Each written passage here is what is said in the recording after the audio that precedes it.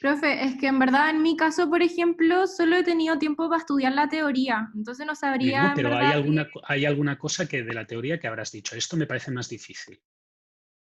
Sí, bueno, en verdad la última materia me ha parecido mucho más difícil de comprender cómo serían los ejercicios. Y por la última materia, ¿a qué te refieres? El último caso que dio, bueno, lo que estaba hablando recién, el último caso que incluía las dos variables. Sí. A ver, generalmente estos ejercicios son iguales, exactamente iguales que los que había en años anteriores. No hay ninguna variación. ¿Por qué? Pues porque lo único que cambia es la herramienta que se utiliza, pero la herramienta que se utiliza no tiene por qué ser más rápida. O sea, tanto News Vendor como demanda continua son ejercicios en los cuales el enfoque de resolución siempre tiene que ser el mismo. Voy a compartir pantalla, no sé si puedo compartir pantalla, pero lo probaremos, ¿de acuerdo? El enfoque de resolución siempre es el mismo.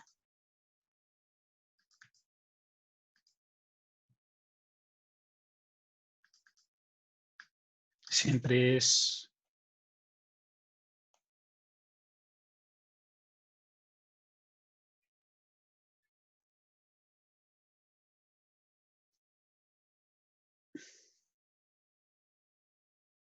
Siempre es primero determinar la distribución estadística y generalmente aquí lo que tenéis que tener en cuenta es que puede ser una distribución que se llama empírica, o sea que os dan, os dan los eventos y las probabilidades, o puede ser una distribución normal. Y entonces en una distribución normal normalmente digo, os tienen que dar la media, la desviación estándar o la varianza. Eso es lo primero que tienes que hacer siempre. Lo segundo es ver si es News Vendor o demanda continua. Y eso es relativamente fácil de ver también. News Vendor es que se compra una vez, solo una vez. O se compra una vez al año y se salda. Pero las decisiones se toman en cada momento. Una vez, una vez, una vez, una vez. ¿Vale? La demanda continua es, como en el caso anterior, se compran muchas veces.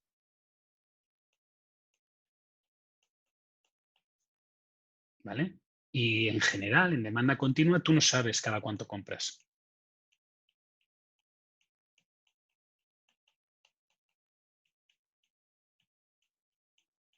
¿Sí? Una vez tienes esto, claro, en el News Vendor, la clave es determinar la probabilidad que tú quieres asegurarte que vas a satisfacer de la demanda. Y ya está. Vamos a ver un ejercicio de esto. Voy a abrir el Namias y voy a escoger un ejercicio del Namias para enseñároslo.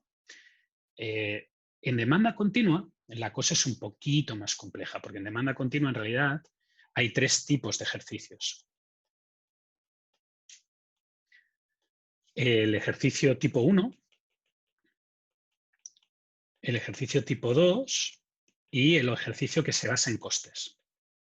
El ejercicio tipo 1 es un ejercicio en el cual tú lo que miras es la probabilidad de quedarte sin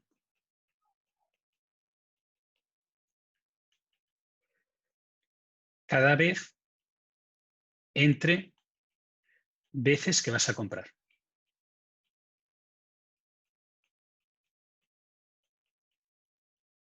¿A qué me refiero con veces que vas a comprar? Suponte que yo voy cada mes al Jumbo, que no es cierto, hago que me lo envíen a casa. Y cuando me quedo sin un producto, no me queda más remedio, por ejemplo, me quedo sin fideos, no me queda más remedio que ir a comprar al Santa Isabel que tengo al lado de casa. Pues una calidad de servicio tipo 1 lo que determinaría es cuál es la probabilidad de que lo que compre en el Jumbo me llegue para satisfacer hasta la siguiente vez que voy al Jumbo. ¿Sí? Ese es el tipo 1, es de todos los ciclos que hay, ¿cuántos tengo que ir a comprar al Santa Isabel corriendo porque me he quedado sin? En la calidad del tipo 2, lo que se hace es el número medio de unidades que no cumplo.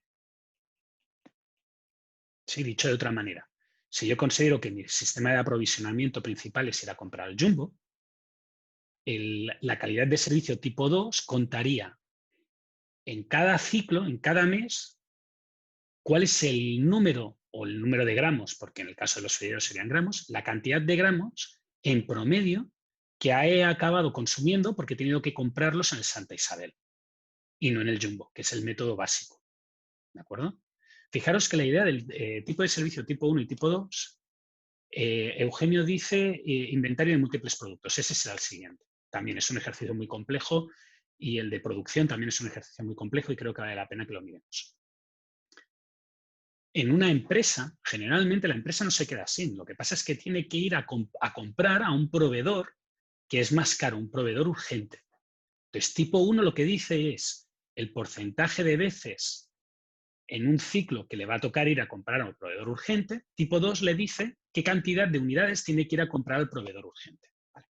El problema de costes resuelve a la vez el tamaño del lote y el punto de pedido.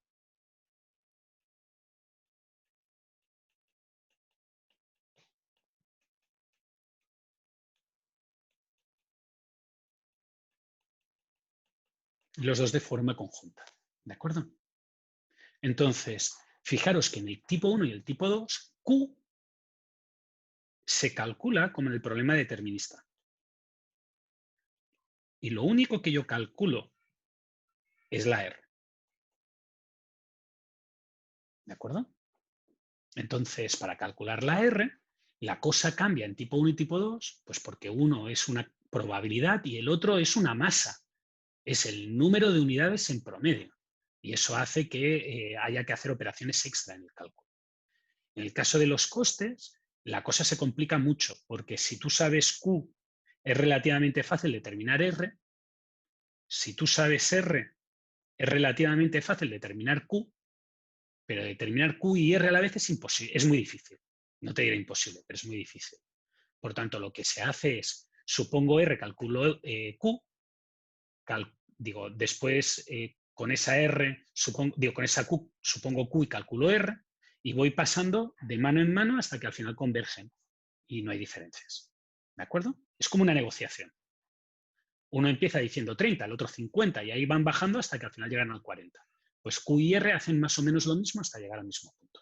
¿De acuerdo?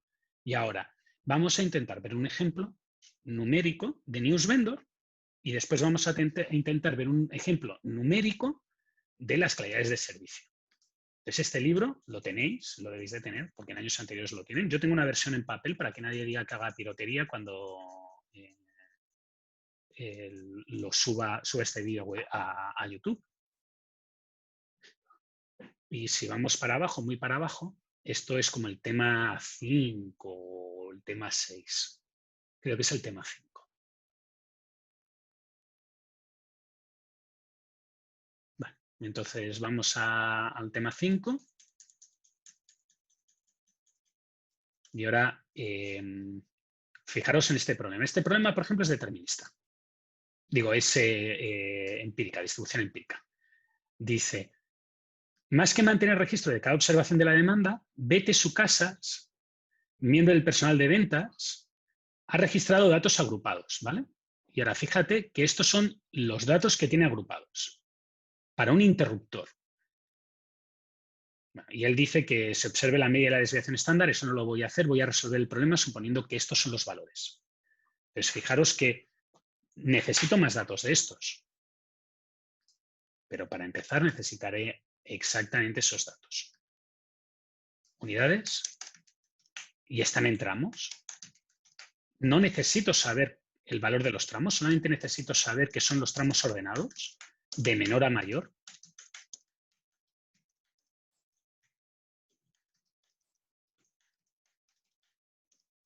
¿Vale? Y este es el número de veces. 3, 6, 12, 17, 10 y 4. Por tanto, el número de veces total es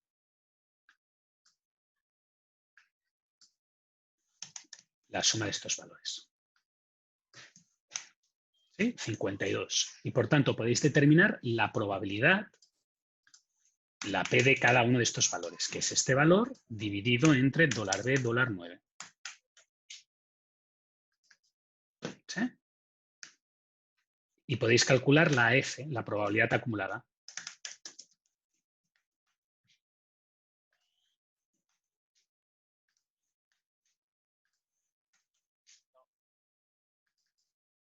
%. ¿Vale? Ahora, lo siguiente que deberíais de calcular es el overcost y el undercost, que es lo único que determina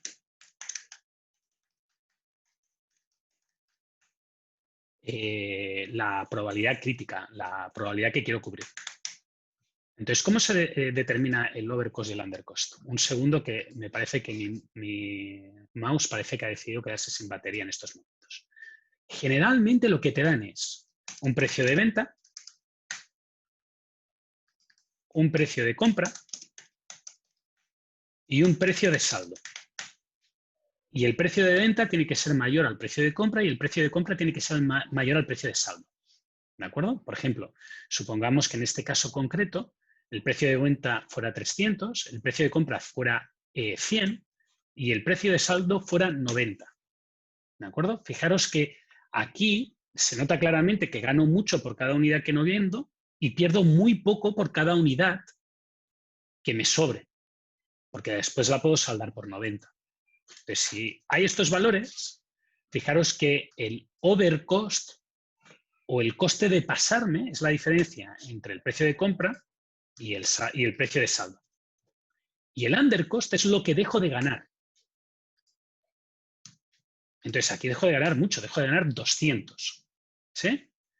La probabilidad es el overcost dividido entre el undercost dividido entre el overcost más el undercost. Por tanto, quiero cubrir un 95,2%. ¿Sí? Y ese 95,2% equivaldría a que tengo que hacer este valor de probabilidad. Tengo que cubrirla toda. Compraría lo máximo posible. Pero fijaros que si, por ejemplo, aquí me hubiera salido, en vez de un precio de saldo de 50, digo de 90, me hubiera dado un precio de saldo de 50, fijaros que ahora ya no quiero cubrirlo todo, quiero cubrir solamente un 80%. Y si quiero cubrir solamente un 80%, pues me tendría que quedar el siguiente valor por encima. ¿Sí? No hay más. La otra cosa que te puede pasar es que en vez de darte esta tabla de aquí, que voy a marcar ahora en gris, en vez de darte esta tabla de aquí, lo que te dieran es una media y una varianza. Yo qué sé, en este caso voy a poner una media de 2.500 y una varianza de 100.000. ¿Vale? Entonces, lo único que tienes que hacer, esta parte de la derecha es idéntica, no cambia, es la misma. Lo único que tienes que hacer con la parte de la izquierda es que tú quieres cubrir media más Z por varianza. Digo, por desviación estándar, perdonad. Eso es lo que tú quieres cubrir, la parte que tú quieres satisfacer de la demanda. Entonces, el problema es encontrar la Z. Y para encontrar la Z, perdonad, pero mi teclado me está haciendo trastadas. Para encontrar la Z, lo único que tienes que hacer es buscar la distribución normal estándar inversa de esta probabilidad. Y hacer media más Z por desviación estándar. ¿Sí? No hay más. Es lo único que habría que calcular. ¿Sí? ¿Se puede hacer sin esta Z? En este caso sí, se puede utilizar una fórmula única, que es distribución normal inversa con probabilidad 80%, media 2500, desviación estándar, raíz de 100.000. Pero yo prefiero hacerlo con la Z porque soy un viejo y aprendí a hacerlo con la Z en su momento y por tanto siempre lo hago con la Z. ¿De acuerdo? Y porque es la fórmula que yo recomiendo. Yo recomiendo tener esta fórmula escrita en algún sitio.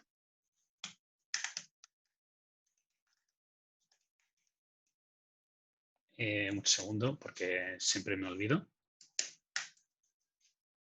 Y es la primera fórmula que os sugiero que cada uno identifique en su Excel.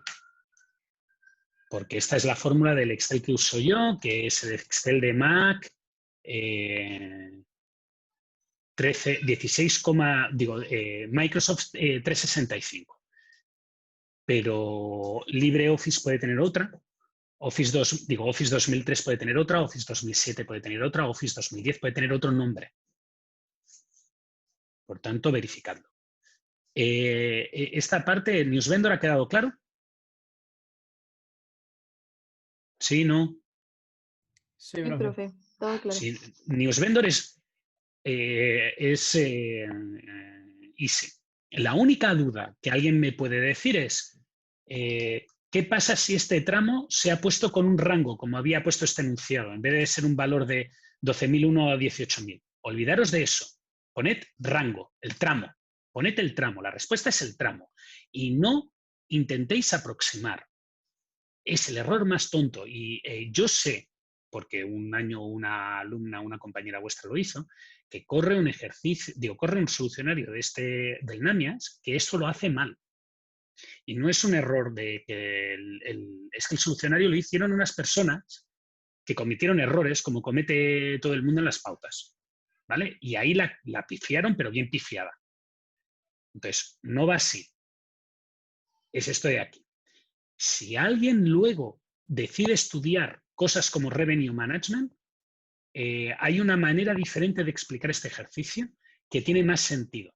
El Revenue Management es fijar precios para determinar cuánta gente te vas a quedar como clientes. Yo no lo... Generalmente hago un poquito, muy poquito. Pero hay una manera de ver este problema, que es la manera de Revenue Management, que es que tú puedes modificar los precios, la manera inversa, esto de aquí, digamos. Y ahí ellos hacen una cosa que se llama análisis marginal, que a alguno de vosotros puede ser que le resulte más cómodo. Así que si esto no lo entendéis y os parece un poco lioso, a lo mejor os convendría buscar la explicación en Internet, análisis marginal vendedor de periódicos. Y va a haber otra manera de hacer el cálculo que llega a la misma solución. ¿De acuerdo? Muy bien. NewsVendor. Vamos a tipo 1, tipo 2 y costo. Entonces, para estos, todos necesitan más o menos la misma información. Por tanto, vamos a intentar buscar un ejercicio aquí que tenga toda la información. ¿Vale? Dice, problema 14. Parece que en el problema 14...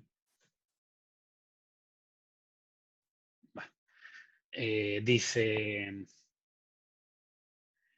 te dan los datos de la demanda mensual con esa media. 28 y varianza 64. Dice que la desviación estándar es 8. Yo lo paso directamente a la varianza porque si después me dan un plazo de entrega de 2 meses o de 4 meses, me voy a equivocar porque lo que tengo que hacer es suma de varianzas. El tiempo de demora del abastecimiento es de unas 14 semanas, ¿vale? Este es un buen problema.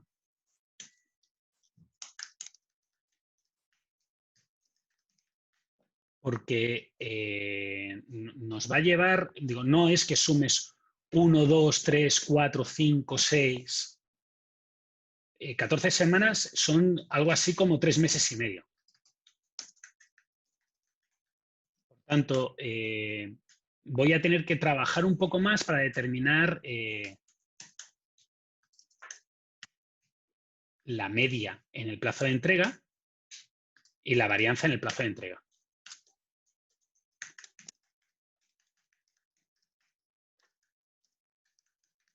¿Vale? Después volveré a entrar en un pequeño detalle de por qué es tan importante lo que estoy diciendo sobre el plazo de entrega. O sea, pensad que la variabilidad solamente nos incumbe en aquellos casos en que nos podemos quedar sin inventario.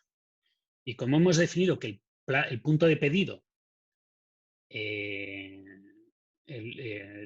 pedimos cuando tenemos inventario, pues cuando no hemos llegado al punto de pedido para pedir, no podemos haber roto. Por tanto, solamente nos sometemos a aleatoriedad durante el plazo de tiempo que pasa entre que yo pido y que yo recibo. ¿De acuerdo? En el resto de tiempo no hay aleatoriedad. ¿Sí? Para haceros el ejemplo que yo hice en clase con la cerveza. Yo pido y tarda una semana en llegarme. El único momento en que me puedo quedar sin stock es desde que yo pido hasta que llega el pedido. ¿Por qué? Porque yo pido cuando tengo 6. Por tanto, si tengo 6 no puedo romper porque tengo 6. Y si tengo 7 no puedo romper porque tengo 7. Y así sucesivamente. Por tanto, solamente puede haber problemas de inventario durante el plazo de entrega. Y por eso es tan importante calcular el comportamiento de la demanda durante el plazo de entrega. ¿De acuerdo? Vale. Volveremos a eso cuando acabemos de obtener todos los valores del enunciado. Cada lauta le cuesta a Waze $6. Por tanto, A es igual a 6. El dueño estima que le cuestan unos $10 la pérdida de buena voluntad, la P. ¿Vale? El hecho de que me quede sin tiene ese coste. Los costos fijos de reabastecimiento, K es 15 y la I se calcula con un 13%, con un 30%. El inventario se calcula con un 30%.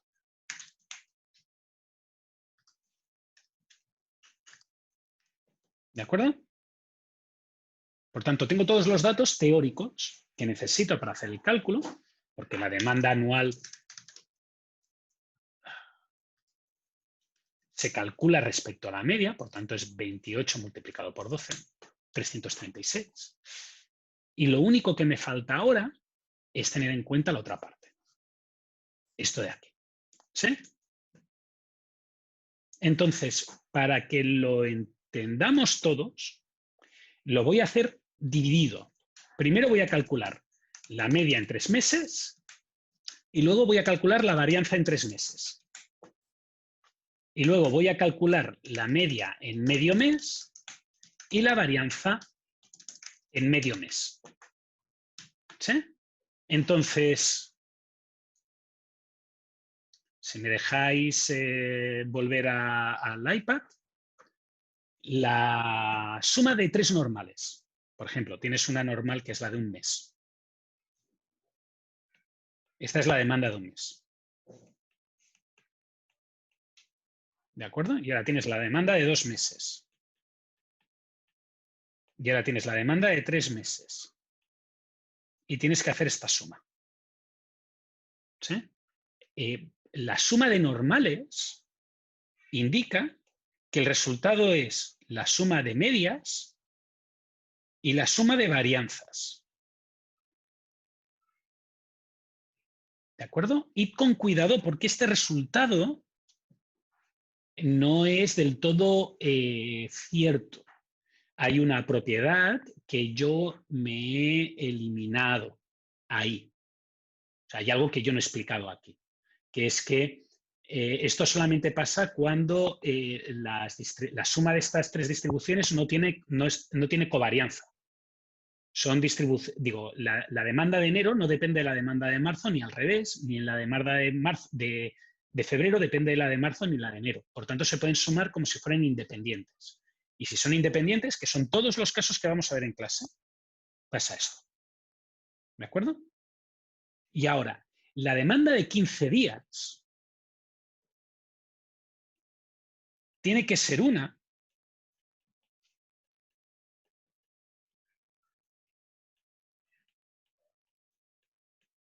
que haga que la demanda de 15 días sume un mes. Es lógico, ¿no?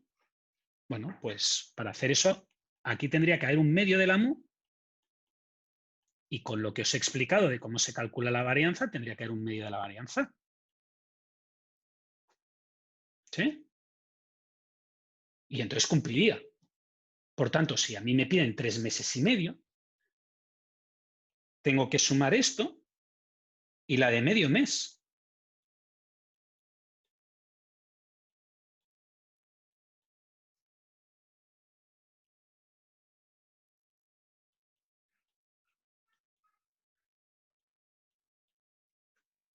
¿Cierto?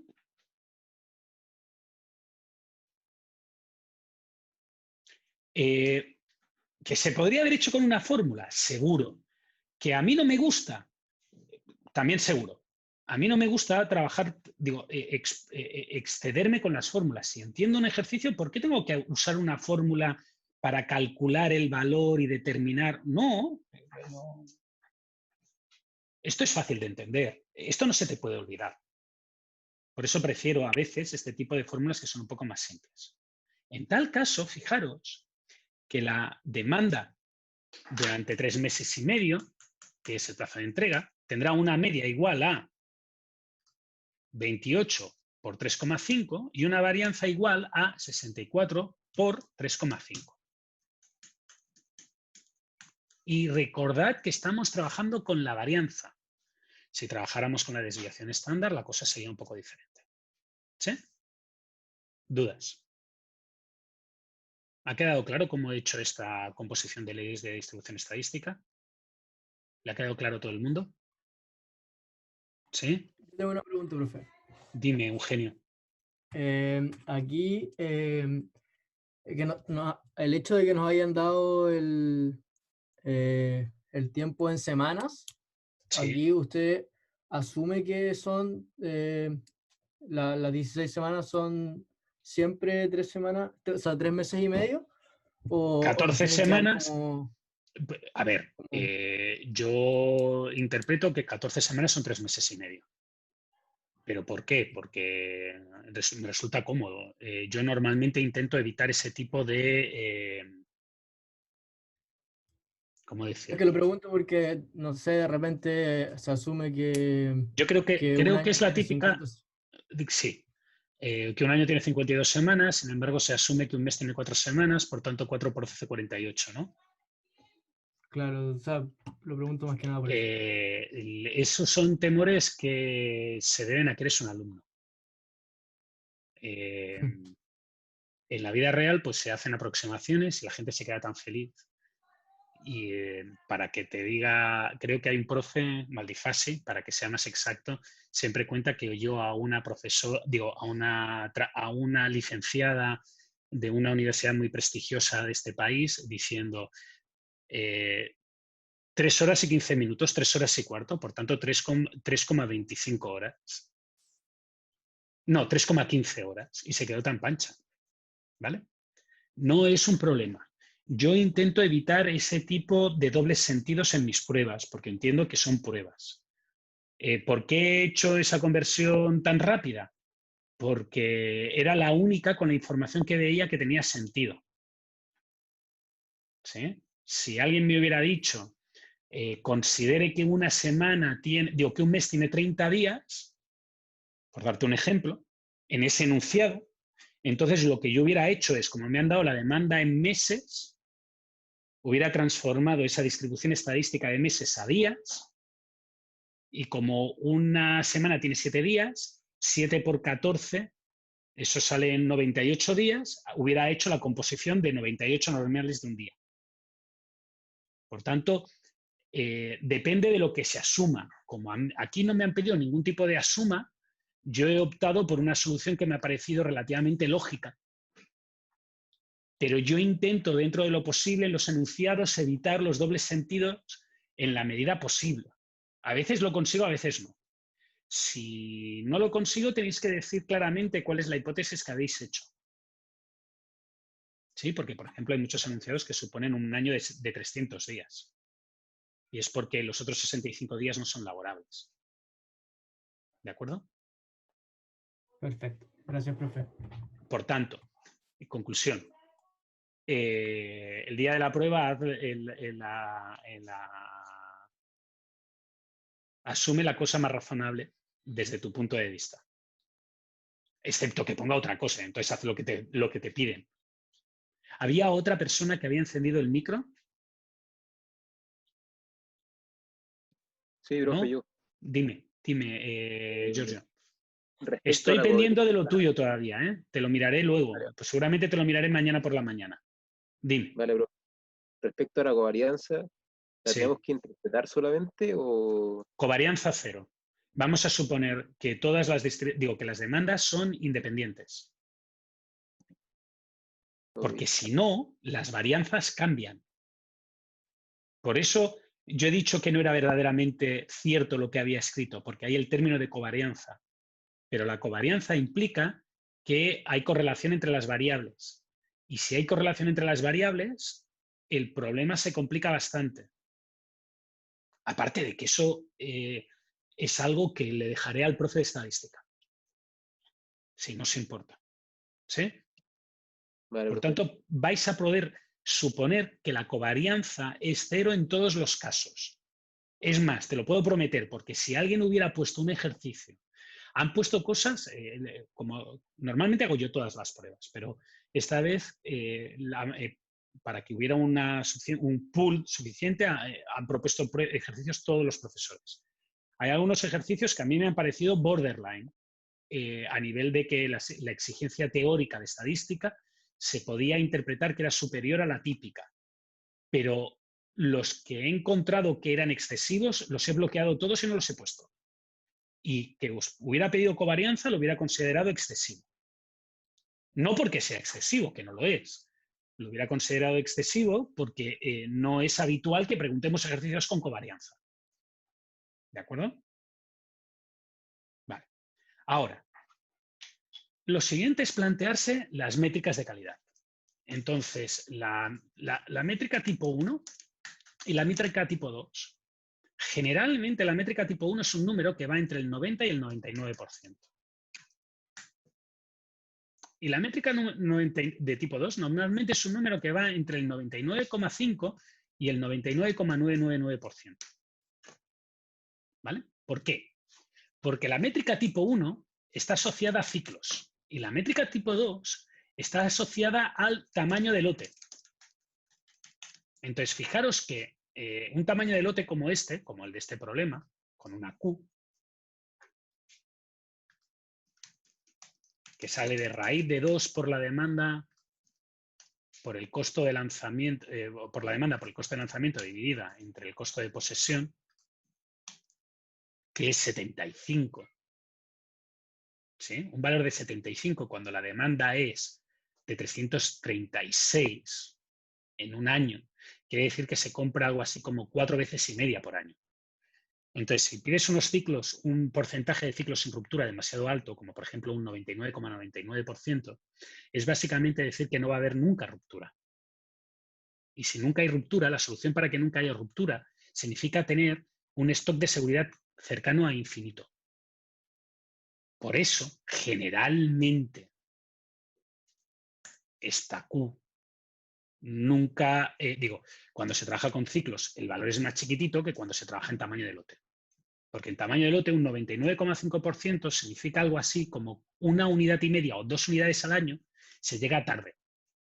Y un 99,99% quiere decir que 1 de cada 3 años tengo un problema de ruptura. Pero un 99,99% en ciclos quiere decir que nunca tengo problemas de ruptura. ¿Vale? Por eso, generalmente el número de tipo 1, que es en ciclos, es menor. Así que yo esta vez voy a escoger un número del 98%. Si escojo un 98%, lo siguiente que tendría que calcular es la Z. Y la Z vuelve a ser la distribución normal, estándar, inversa de 0,98, que sale un 2,05. Lo podríais mirar en la tabla, ¿eh? No penséis que no se puede mirar en la tabla. Y ahora, la R volvería a ser, igual que antes, mu más z por sigma. Pero durante el plazo de entrega, siempre durante el plazo de entrega. Mu más z por desviación estándar o desviación tipo. O desviación típica, creo que también le llaman por aquí. ¿De acuerdo? Por tanto, para tipo 1, calculáis esto y listos. ¿Sí? El tipo 1 es relativamente fácil porque es la misma teoría que en el News Vendor. Quiero cubrir una cantidad del total de demanda, pero en este caso del total de demanda es del plazo de entrega, de la cantidad de posibles valores de demanda que puede haber y que yo me aseguro. Eso tiene que ser un porcentaje del total de posibles valores que hay. En este caso será en 128,74. Vale. En el tipo ¿Profe? 2, dime, Javiera. ¿La demanda anual usted la calculó o la daban? Sí, no.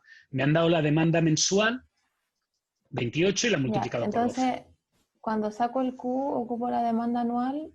Sí, y todo lo para que sacar- todo lo que sea determinista se trabaja con la anual. Y todo lo que esté asociado al plazo de entrega, que es la ruptura, se trabaja con la media. Digo, con la de la distribución.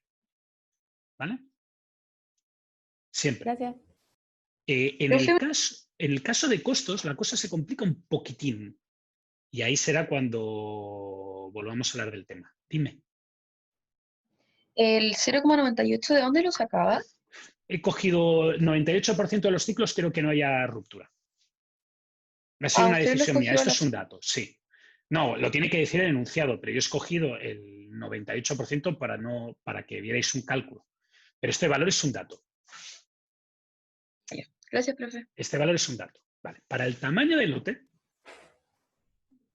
la cosa es un poco distinta.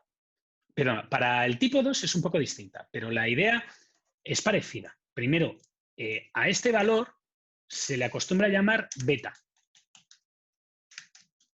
No sé, por ejemplo, beta podría ser un 99,95. ¿Vale?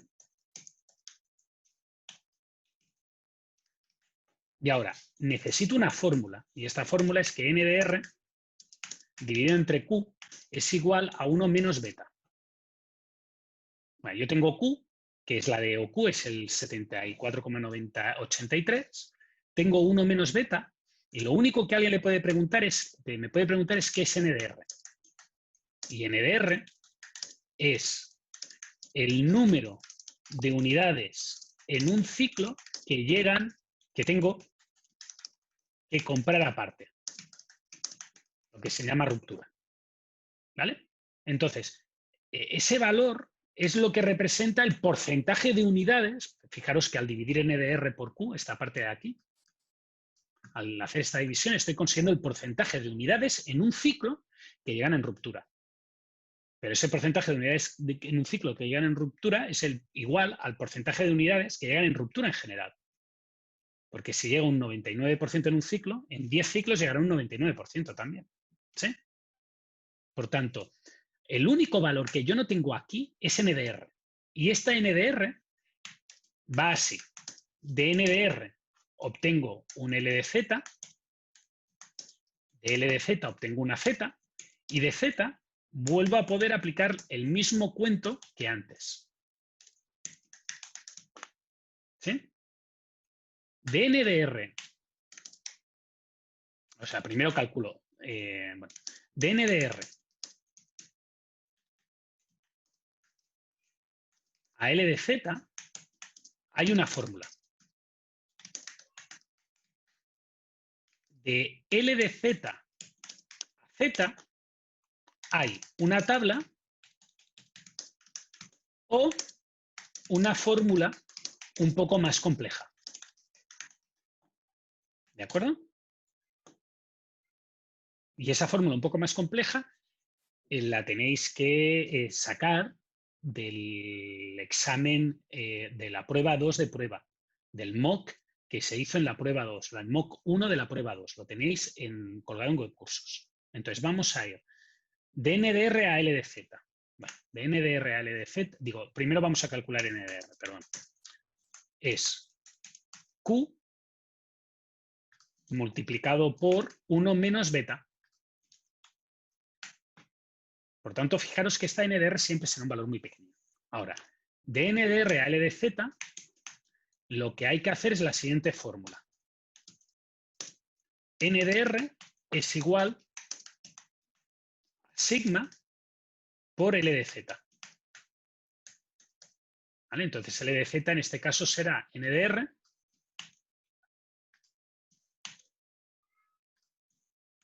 dividido entre sigma, la raíz de sigma, que sale un valor súper chiquitito. Y ahora, para pasar de L de Z a Z, podemos ir a las tablas.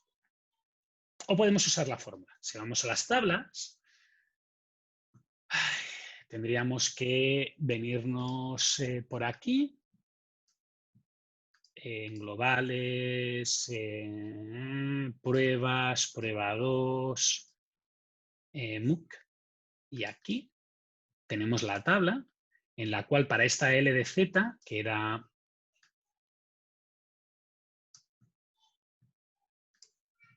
0,0025, pues tenemos este valor de aquí, que es el más cercano, que está entre 2,4 y 2,5, pues 2,4. ¿De acuerdo? Y ya tenemos Z. Si queremos usar la fórmula, entonces en vez de tener que buscar el valor en la tabla, nos vamos a la misma carpeta. Nos vamos a la misma carpeta donde tenía el PowerPoint, que ahora, digo, el enunciado, que ahora no sé por qué me ha desaparecido de encima, por tanto tengo que volver a ir. Globales. Y nos vamos a pruebas, prueba 2, MOOC 1. Y si os fijáis en el Excel que tenéis, que lo tenéis subido arriba, ¿eh? Tenéis aquí, en este ejercicio, en algún punto, esta mega fórmula que os ha salido aquí arriba, que es la que calcula L de Z. Vale. Pues me voy aquí y la pongo. Y he tenido la suerte del siglo porque ha coincidido que va a la casilla B21. Así que no tengo que volverla a calcular. No lo he hecho a propósito, os lo prometo. Lo intento 1000 veces y no me sale. Si no, pues tendríais que cambiar donde pone B21 el número que toque. Y ahora me sale Z igual a 2,42. Casi lo mismo que me salía en la tabla. ¿Sí? Y ahora que tengo este valor, vuelvo a calcular la R como mu más Z por sigma. Profe, ¿esa fórmula está en algún lugar? Sí. Si tú te metes en webcursos, dejadme que entre en webcursos.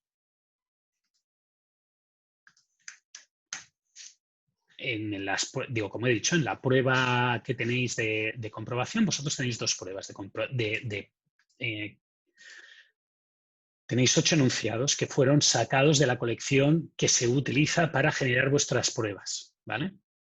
Que es lo que yo le llamo un mock, porque en inglés se llaman mock exam a los exámenes de prueba. Es un enunciado, son 2 enunciados que tenéis, no solamente el enunciado, sino que también tenéis la solución subida a webcursos. Ahora cuando entre, si consigo que entre, pues os lo enseñaré. Ahí hay un archivo de Excel para cada uno de los 2 enunciados con su solución correspondiente. ¿De acuerdo? ¿Tú qué grupo eres? ¿Sección 1 o sección 2? Para que te asegure que realmente está. Hola. ¿Quién era el que me había pedido dónde estaba? Yo. Javiera, ¿quieres sección 1 o sección 2? 1. Sección 1. Pues vamos a la sección 1. Y ahora, material prueba 2, ensayo prueba 2, solución ensayo prueba ensayo 1, Excel solución ensayo 1. Le das a bajar. Aparece aquí. Y ahora, cuando le dé la gana, lo abrirá, ¿vale? Porque tarda un ratito.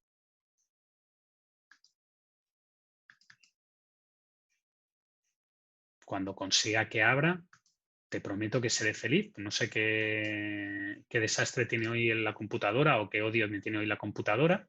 Mira, aquí está. Soluciones MOOC 1. Y fíjate, para que lo vuelvas a ver, en las descargas. Vale. Y aquí, esta fórmula está en esta casilla. Y está referenciada contra la B21. ¿De acuerdo? Entonces tú en la prueba usa la copias y la pegas a la casilla que te interese a ti. Le cambias las referencias, en vez de B21 pones la que te toque a ti. Yo lo que he hecho es pegarla en mi casilla y he tenido la suerte del siglo de que me ha dado que justamente el valor al que se referencia, que es el de Z, estaba en la casilla B21. Y por tanto, cuando he calculado Z, ya me la ha calculado automáticamente. ¿De acuerdo? Esa fórmula es un carromato, pero lo podéis copiar y pegar, no necesitáis ponerlo cada vez. Y lo único que tenéis que hacer es donde pone B21, ir a la casilla donde tenéis la L de Z que queréis transformar. ¿Sí? O te vas a la tabla antigua de toda la vida y la miras en la tabla antigua de toda la vida, no pasa nada. En cualquier caso, obtienes esta Z y ahora haces lo mismo que hacías antes, mu más Z multiplicado por la raíz de la varianza. Todo durante el plazo de entrega esta parte. Y ya tienes esta R. ¿Sí? Vale. Tipo 1 y tipo 2 siempre es lo mismo. No hay más. Lo único que tienes que verificar es cuál de las dos te están pidiendo. Para tipo 1 es posible que ni siquiera te pidan la Q. Se puede calcular sin la Q. Pero si te piden la Q, lo que tienes que resolver es el caso determinista. Y el caso determinista es con la fórmula de EOQ. ¿De acuerdo? Esto es tipo 1 y tipo 2. Y ahora nos falta el difícil, que es cuando no solamente uno quiere calcular la R independientemente, el punto de pedido independientemente, sino que lo tiene que calcular de forma, en un ciclo.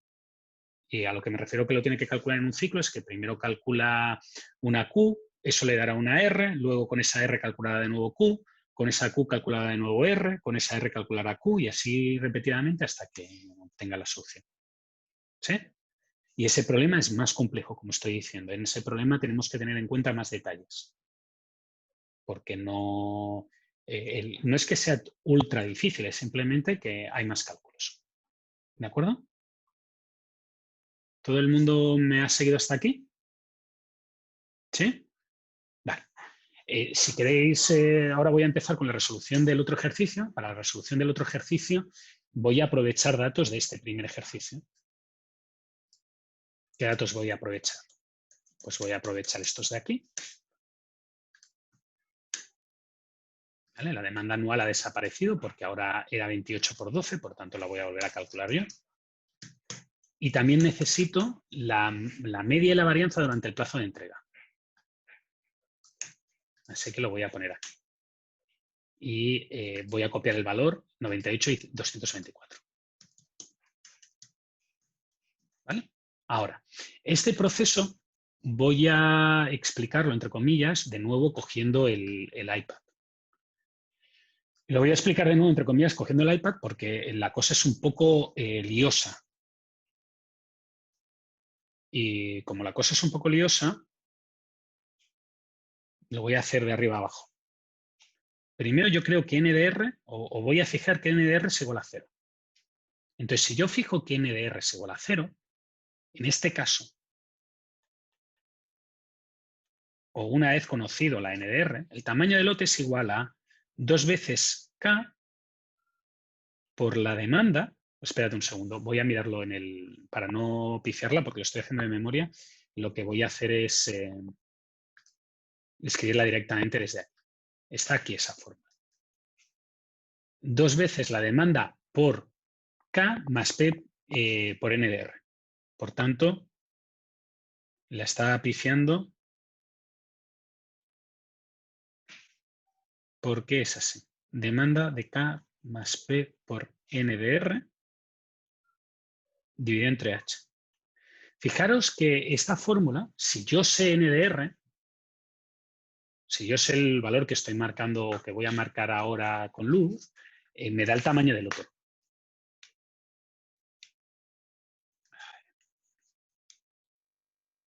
Si yo sé este valor, me dice cuál es el tamaño del lote óptimo para este costo de romper o de diferir, que es la P. ¿Sí? Pero directamente no me lo da.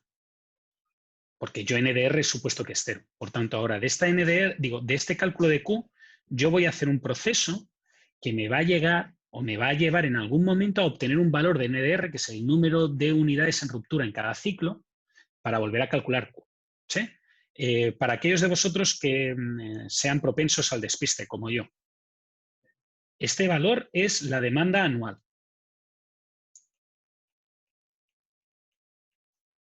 ¿De acuerdo? Ahora, lo que necesito es una probabilidad de ruptura. Y esta probabilidad de ruptura se calcula con esta fórmula de aquí.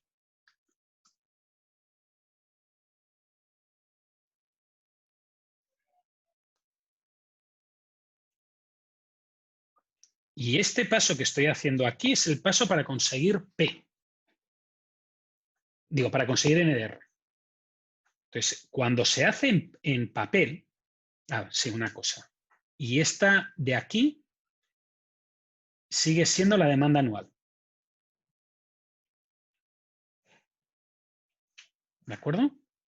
Cuando este ejercicio se hace en papel, de esto de aquí se pasa directamente a obtener el LDZ. Y de esto de aquí, con el LDZ, que se obtiene por una tabla, se calcula NDR como sigma por LDZ. Y ahora, si os fijáis, puedo volver a entrar y volver a hacer el ciclo. ¿De acuerdo? Eso es como se hace en papel. Y aquí esta sigma es durante el plazo de entrega.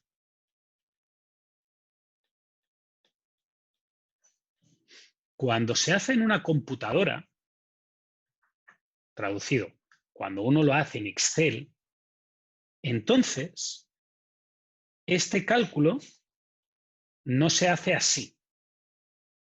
Se hace de 1 menos f de r, se pasa a z, de z se pasa a l de z y de l de z se va aquí. ¿De acuerdo? Este es el cálculo. Es muy lioso porque hay muchas fórmulas por el medio.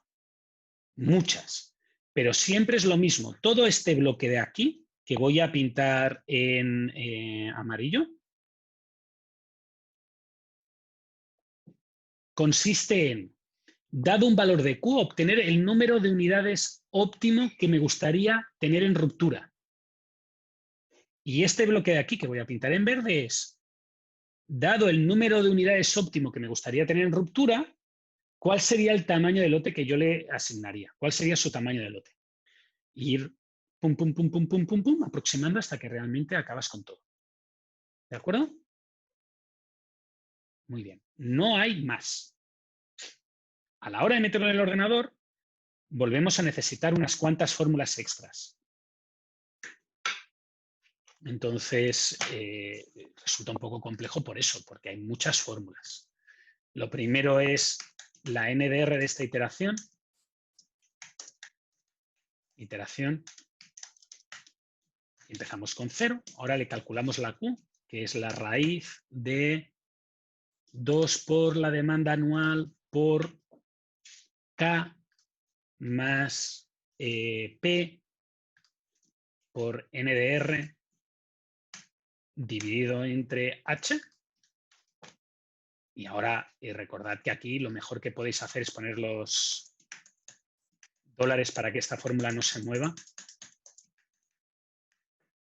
¿Sí? Ahora lo siguiente sería 1 de F menos R. Y esta fórmula es Q por H dividido entre la demanda anual por P. Y ahora de nuevo, para que no se nos mueva, fijo todos los dólares que toca. Y ahora empieza la parte compleja, que ahí sí que tengo que usar unas fórmulas que yo las tengo en un Excel porque me acostumbro a equivocar y me acostumbro a olvidar de ellas. La primera es cómo pasar de 1 menos FDR a Z. La segunda es cómo pasar de Z a L de Z. ¿De acuerdo? ¿Cómo era 1 FDR? Es la fórmula que tienes aquí. Esta. Q por H dividido entre P por la demanda anual. ¿De acuerdo? La que sí que puedo calcular directamente es esta NDR, que es igual a la sigma, por tanto a la raíz de este valor de aquí, por L de Z. Y ahora me da 0 porque aún no he calculado L de Z. ¿De acuerdo? Para las fórmulas de Z y de L de Z, yo ya os dije en su momento que como tengo muy mala memoria, lo que tengo es un archivo con esas fórmulas que guardo en algún sitio.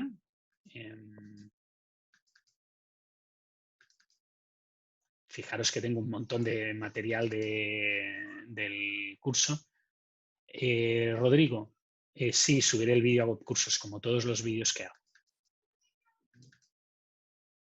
No te preocupes, en algún momento los subiré. Espero que durante la mañana de mañana, ¿vale? Entonces, fijaros que dice de 1 de FDR a Z. Hay que usar esta fórmula.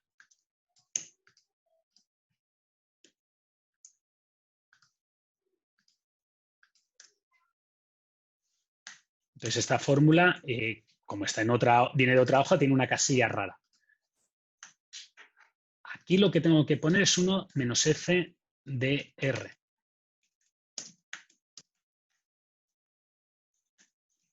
Por tanto, la casilla que tiene que venir aquí es esta de acá. Esta es para calcular Z. Y para calcular L de Z, la que tengo que utilizar es la que dice de Z a L de Z, que es esta de aquí.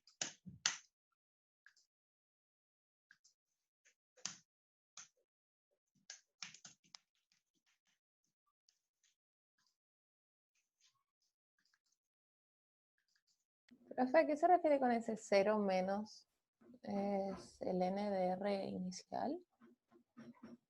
¿Perdona? La ¿Con fórmula el que tengo que Z? la fórmula que tengo que escribir para calcular Z tiene que ser 0 menos la distribución normal inversa de la Ah, ya. casilla donde esté 1 menos FDR, media varianza.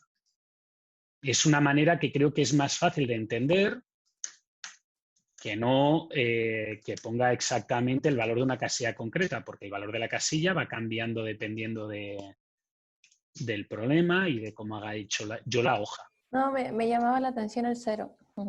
Ah, sí, porque lo que estás haciendo es la otra, le estás dando la vuelta.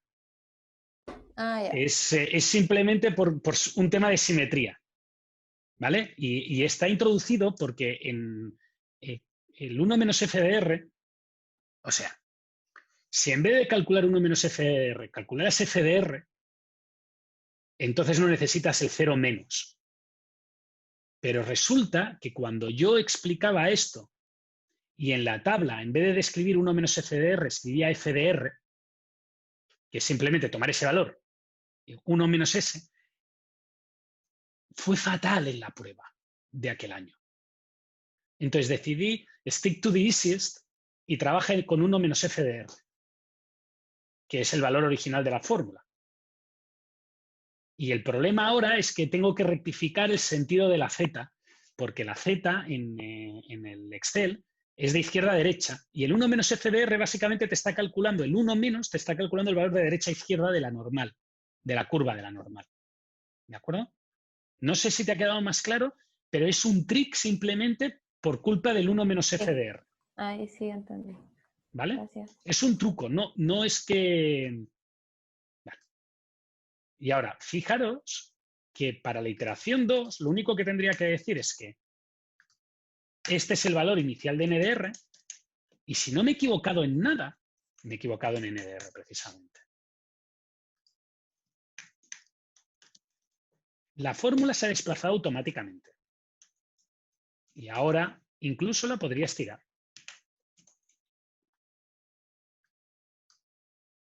¿De acuerdo? Hasta que considerara que el margen de error es ridículo. Este paso de aquí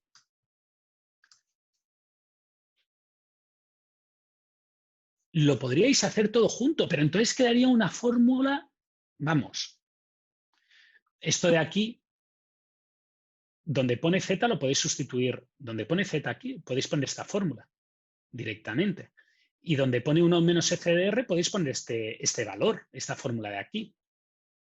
Podéis calcularlo todo en una única fórmula. Y si yo lo hiciera con una macro, pues lo haría todo junto. Pero para visualizar qué está pasando paso por paso me parece complejo.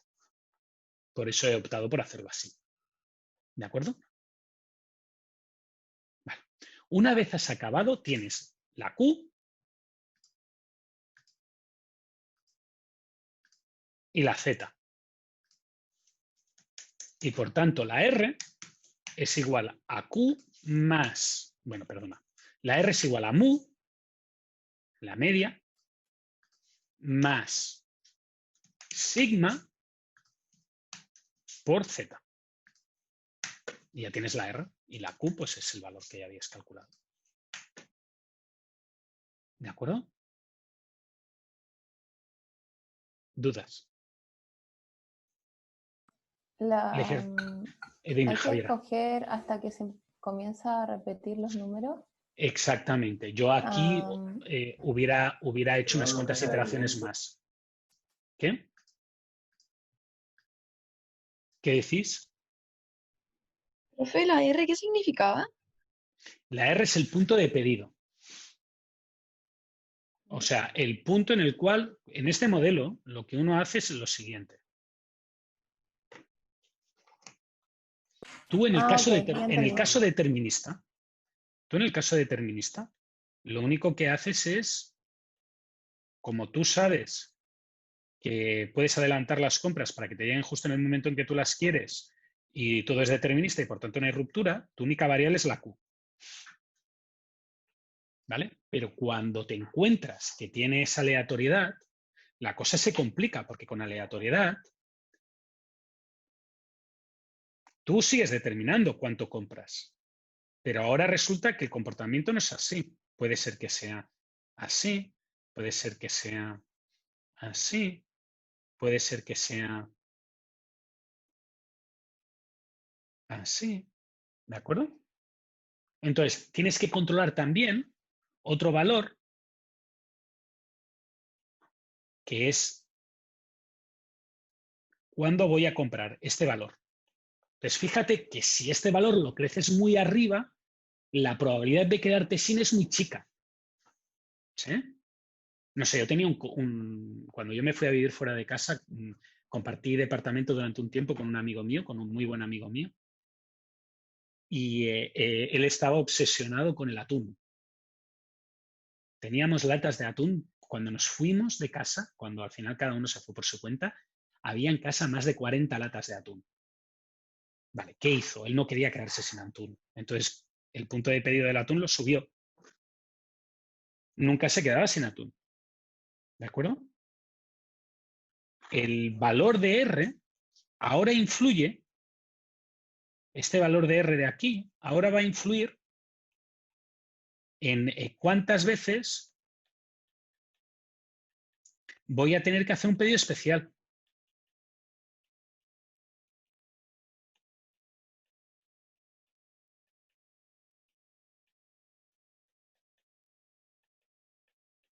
¿De acuerdo? Entonces, se vuelve una variable de optimizar, a optimizar. En el caso tipo 1 y en el caso tipo 2, no optimizo realmente. Lo que aseguro es que la probabilidad de que mi demanda cuando llega a este punto, por ejemplo en este caso de aquí, con este dibujo de aquí, cuando llega a este punto, la probabilidad de que la demanda baje por debajo de 0 sea menor a una cantidad concreta.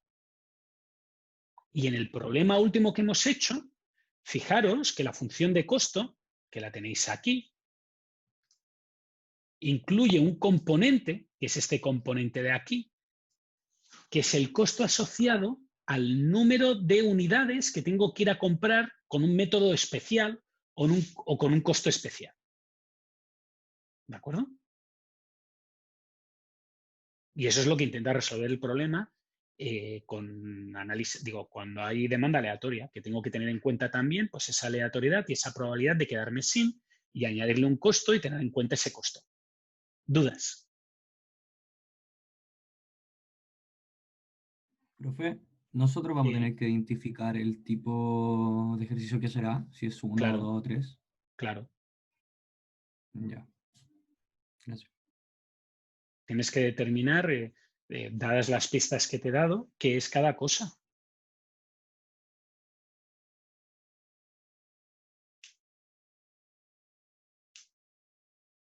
Sí, la clase quedará grabada y la subiré. ¿Ha quedado más dudas respecto a esto, a la parte aleatoria? ¿No? Bueno, ¿Esto es todo de aleatorio? sí, Ah, ya. no hay más aleatorio. O sea, sí hay más, pero no vais a ver más conmigo en gestión de operaciones. O sea, si quieres entro en la oficina, saco un par o tres de libros, todo de inventarios aleatorios, pero ¿para qué? No creo. Esto es más de lo que se daba. Más de lo que se daba cuando yo llegué, menos de lo que se supone que debería de darse en un curso de nivel avanzado, pero para un curso básico está bien. ¿Sí? No te preocupes. Para un curso básico, estos todos los problemas de inventario que vais a ver. Dime.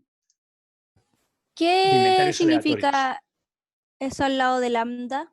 La función de costo es R menos lambda por tau. ¿Qué sería eso? Ah, sí. A ver, fíjate que esto está multiplicado por la H. ¿Sí? Por tanto, esto tiene que ser un inventario medio. Fíjate que en el fondo tú lo que estás haciendo cuando calculas el inventario medio es manipular la altura de la R, ¿cierto?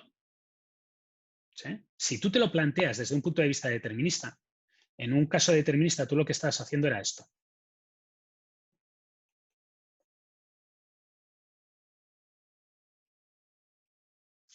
¿Sí? Y ahora, si tú pones la R en el caso determinista, la R la ponías aquí, que era exactamente la demanda durante el plazo de entrega. Porque tú sabías seguro que llegabas a 0. Porque no te valía tener más, no te valía la pena tener inventario cuando tú ya sabías que tu proveedor te iba a proveer exactamente en el punto que tú querías y que llegaba justo en el momento en que querías. Por tanto, ¿para qué?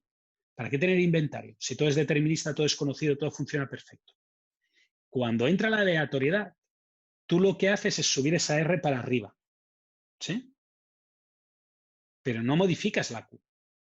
Por tanto, si subes la R para arriba y no modificas la Q, es equivalente a hacer lo siguiente en el dibujo.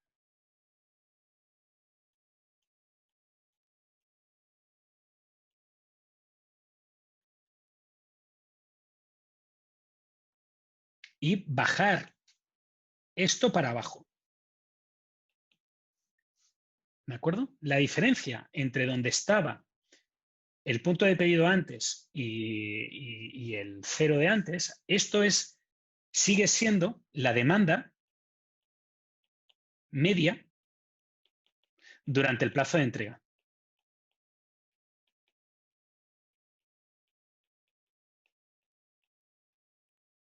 Y esta cantidad que tenemos aquí es un colchoncito, un stock de seguridad,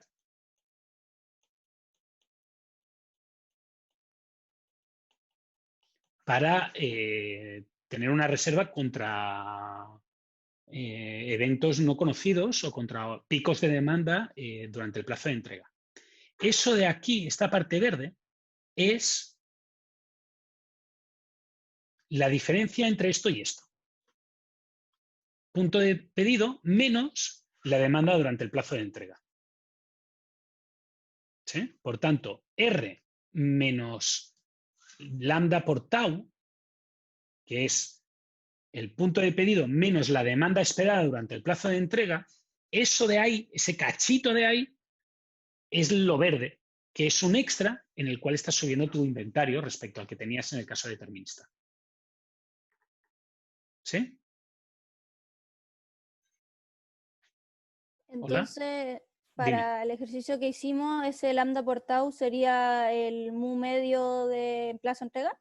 Esto de aquí sería la media durante el plazo de entrega, esto de aquí, los dos.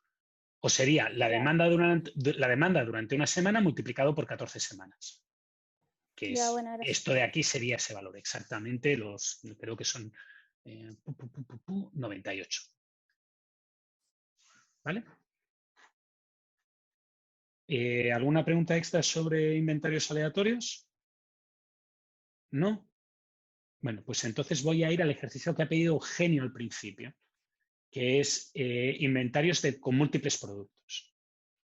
Entonces, de nuevo, voy a ir al libro y voy a poner algún ejemplo que esté en el libro para que no haya problemas. Tenéis un montón de ejemplos de estos resueltos en la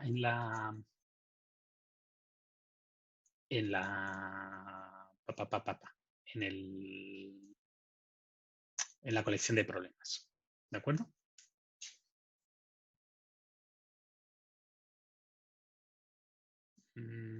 Dejadme que escoja un problema que me parezca interesante.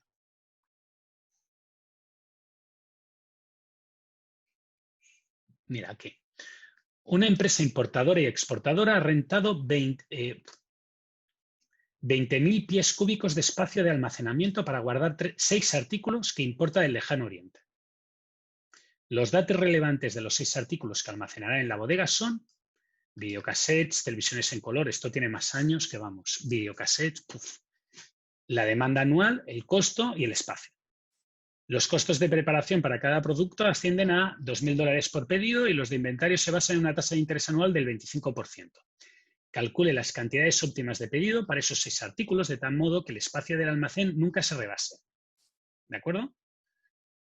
Entonces, fijaros que esto, en este problema, lo que hay que hacer es 2 cosas. Primero,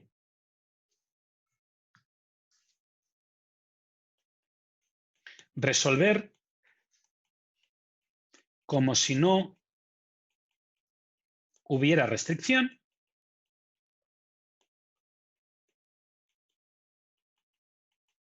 Y segundo, hacer un test con la restricción.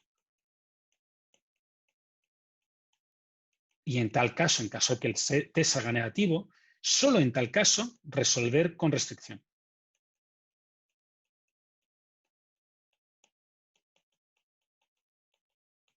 ¿De acuerdo?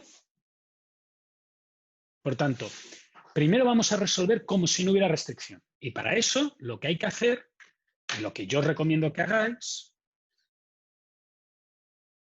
es una hoja de cálculo en Excel con los productos señalados y cada uno de ellos con sus datos. El precio de compra, el precio de pedido, la I, H y la demanda. P1, P2, P3, P4, P5 y P6. ¿De acuerdo? Entonces vamos aquí y vamos a copiar. ¡Uf! ¡Qué mal se ve! Entonces lo voy a hacer de otra manera.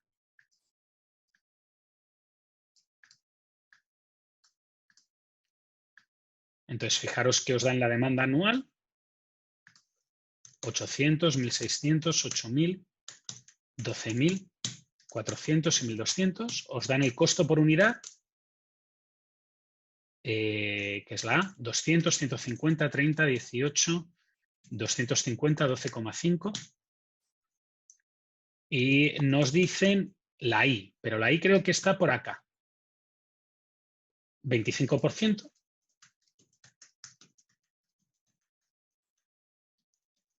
También nos dan la K, que dice que es 2000.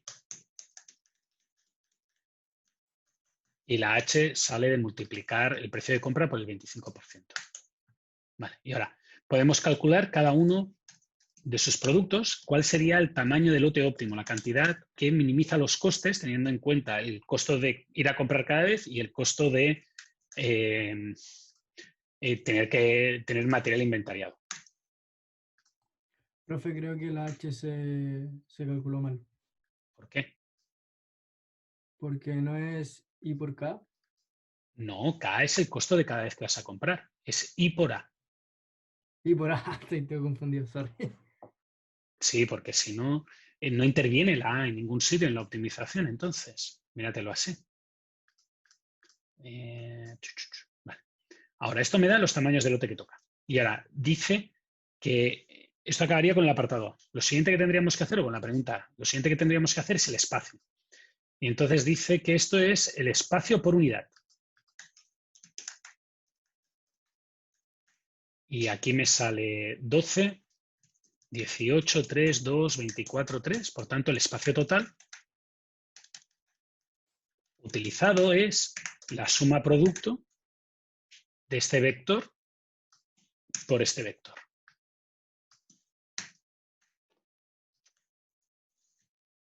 Y ahora me dices por qué no me lo quieres calcular. Si he escrito la fórmula.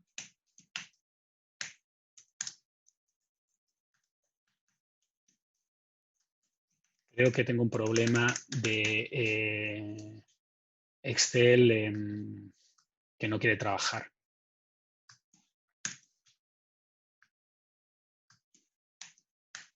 Vale, pues es ese valor. ¿Y por qué aquí no me deja hacerlo en la casilla de abajo? Pues no lo sé. Profe, Es el espacio total. Dime. ¿qué era el espacio P.U? Producto... El espacio por unidad. Espacio por unidad. Ah, Entonces, fíjate que en el fondo es una manera de transformar estos tamaños de lote que tenía aquí en un valor comparado que pueda comparar con los 20.000 pies cúbicos que me dan. Espacio máximo, 20.000. Lo supero, por tanto no me sirve. Voy a tener que hacer otra cosa. ¿Sí? Vale, entonces ahora, como sé que no cumplo con el espacio, voy a tener que ir a resolver el problema. Entonces, el problema conjunto. Entonces, para resolver el problema conjunto con el espacio, lo primero que tenéis que hacer es plantear la función de costo. Y la función de costo es esta. Suma de los precios de compra, los pedidos, el inventario medio, que esto es la fórmula normal para un producto, pues un sumatorio para n productos. Lo tenéis en el formulario también, no es que lo necesitéis memorizar, fijaros que lo tenéis en el formulario. ¿Sí? Y ahora, sujeto a una restricción, y esta restricción es el espacio. El espacio de I por Q de I tiene que ser menor o igual que 20.000.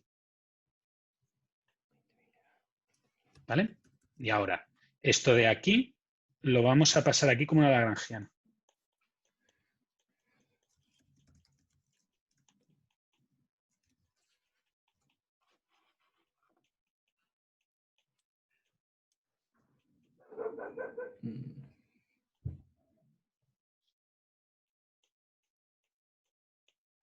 ¿De acuerdo?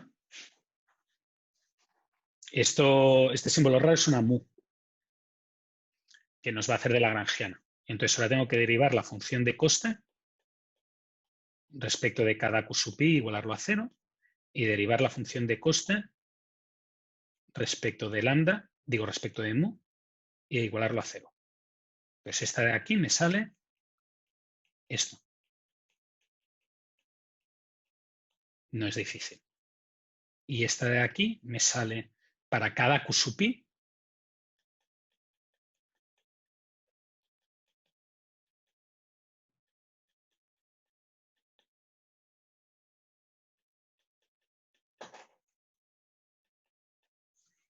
¿De acuerdo? Y ahora, si yo aíslo la Q, lo que me encuentro es esto.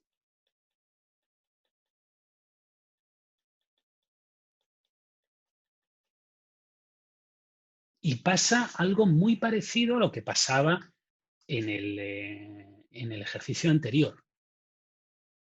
En el ejercicio anterior lo que pasaba es que yo no podía saber Q y NDR a la vez, pero si sabía Q podía determinar NDR y si sabía NDR podía determinar Q. Bueno, pues aquí me pasa exactamente lo mismo. Yo no puedo resolver el sistema de ecuaciones con estas 6 ecuaciones que hay aquí y con esta ecuación.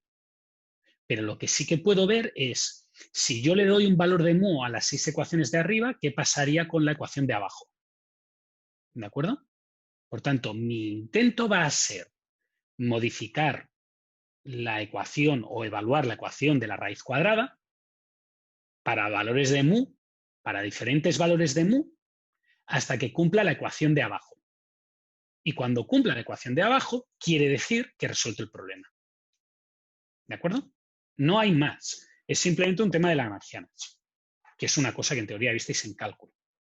Entonces, lo que voy a hacer es lo que he dicho. Me vengo aquí y aquí voy a poner una Q que va a depender del valor de mu.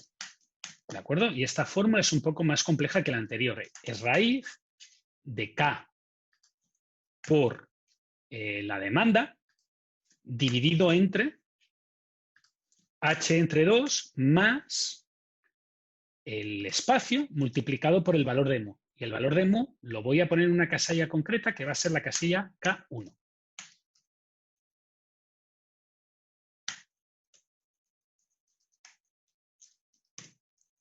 ¿De acuerdo? Entonces esta fórmula lo único que tenemos que asegurarnos es que cuando la estiremos para abajo el valor de mu siga siendo el mismo. Y si lo hemos hecho bien, que en este caso lo hemos hecho bien, cuando mu vale 0, esto se va a mantener igual que teníamos antes, porque es la misma fórmula que teníamos antes, pero con el extra del mu. ¿De acuerdo? Si ahora yo crezco mu, o aumento mu, fijaros que lo que sucede es que baja el tamaño de las Qs. ¿De acuerdo? Y mi objetivo es que el espacio total sea exactamente 20.000, lo cual puedo hacerlo por tanteo.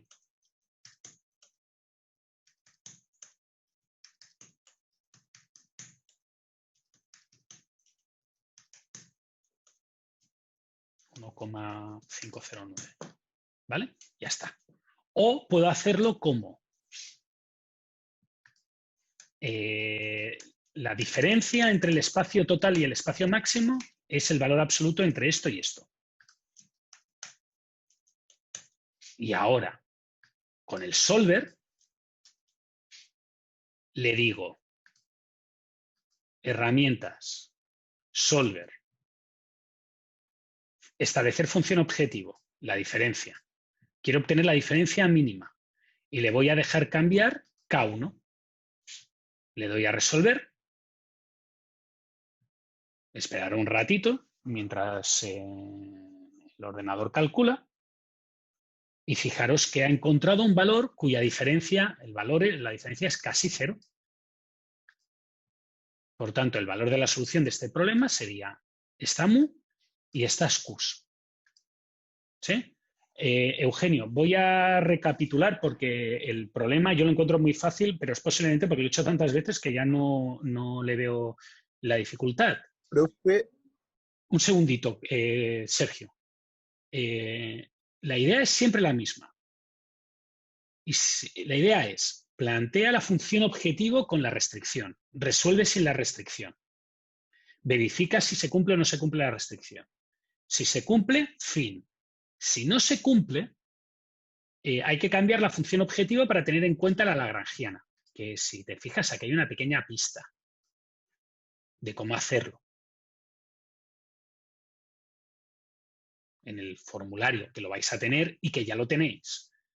Entonces vas jugando hasta que ese valor de mu que tienes aquí, de lo que toca, te dé que realmente se cumple esta función con igualdad. ¿Te ha quedado claro, Eugenio? Sí, profe, todo clarísimo. Sí. Vale, perfecto, me alegro. Vamos ahora a Sergio. Profe, tengo una Dime. consulta, pero más bien conceptual, con Dime. respecto a qué significa conceptualmente el mu. ¿Y por qué pregunto Uf. eso? Porque, claro, tengo un compañero que está en otra sección de Santiago y Sí. le hicieron un ejercicio que era parecido al que hicimos nosotros con el control 12, si no me equivoco. Tú has Era donde hecho, ¿tú te acuerdas había que cómo tienes tu memoria de KKT? De Karus-Kuni Tucker.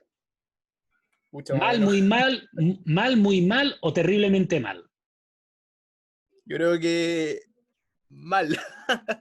Muy bien. ¿Y cómo tienes tu memoria de programación lineal, del primal y el dual? Ya eso más o menos. Vale, entonces, ¿tú te acuerdas de qué es un precio sombra? Era el precio que estoy dispuesto a pagar, si no me equivoco. Por una restricción. Claro, El precio sombra de una restricción era lo que te estaba costando el hecho de tener esa restricción activa. ¿Sí? claro. Vale, pues esto de aquí es el precio sombra de la restricción. O sea, 1,5 me cuesta por cada... El infinitésimo, el diferencial infinitesimal de la del primer beneficio que ganarías con el primer pie cuadrado extra de terreno es 1,5. Ya, perfecto. Vale. Ahora recordemos más, como ya sabes lo del precio sombra, ya sabes más de lo que yo recordaba cuando tenía... no, mentira. Pero yo recuerdo haberle dicho una vez a mi director de tesis, no entiendo por qué perdemos tanto tiempo explicando precio sombra, dualidad, Karus-Kuni Tucker. Y no lo entendí hasta como 10 años después para qué valía, a nivel práctico. Hubo una vez que tuve que resolver un problema y en ese problema concreto la información que me reportaba el dual era muy importante y sin ella no lo podía resolver. Entonces tardé como 10 años, tenía como 30 y algo, cuando por primera vez dije, ahora entiendo por qué lo hice. Así que es normal que tengáis esos gazapos o falta de interés o importancia en esos valores. Claro. Siguiente punto. ¿Tú te acuerdas de qué decía Karus-Kuni Tucker? Decía básicamente que o la restricción era irrelevante y la variable del dual tenía valor 0, o la restricción era activa y se cumplía en igualdad y el valor del dual era positivo. El valor de esa variable en el dual era positivo. El dual era la holgura, si no me equivoco, ¿no? No era la holgura. O sea, o que la holgura era positiva o que la variable del dual era positiva. Pero las dos cosas a la vez no. ¿Vale? La Ya. holgura quiere decir que la restricción no es activa. Que quiere decir que si tú calculas esto y te sale un espacio total menor a 20.000, la restricción tiene holgura y por tanto la variable del dual, que es esta mu, vale 0. No es interesante. Claro.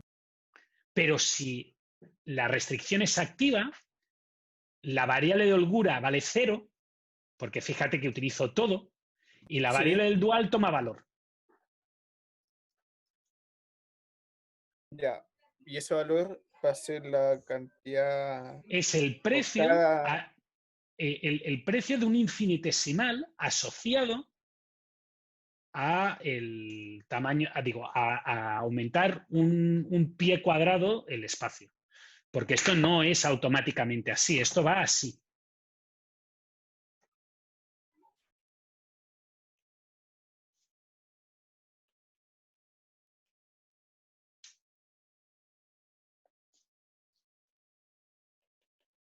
Uy, perdona, pensaba que te estaba compartiendo pantalla. ¿De acuerdo? Todavía no El veo la... Ahí está, ahí sí. Vale, pero el 20.001